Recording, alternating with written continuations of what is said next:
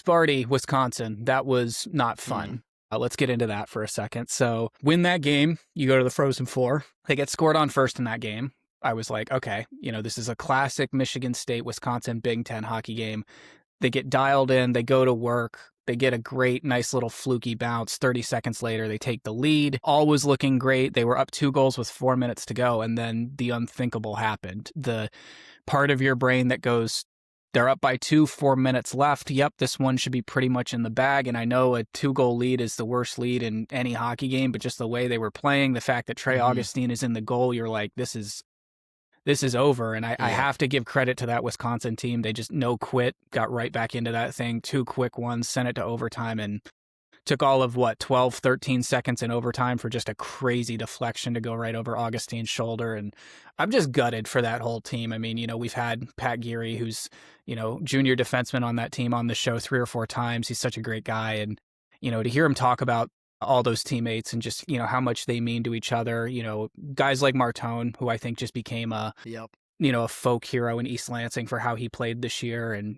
Augie being there for as long as he did, he came back for this junior year specifically to make a run at the national championship. That one, it stings me that guy is not going to get a legit shot at the Frozen Four and the Natty. Yeah.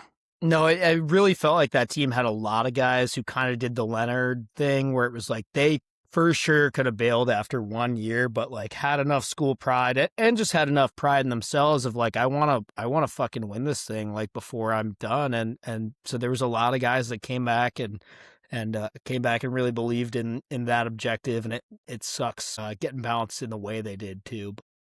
But, it is what it is, and like you said, sometimes you got to go hats off to the opponent. The way that they came back in that game is pretty impressive, pretty miraculous. Yeah, and Wisconsin it doesn't. They're nasty. It's not like it happened to as so much as we love hating on them, it's not like it happened to a team that you're like, oh, we are miles better than that team. It's at the end of the day, it's a very good team that you got beat by.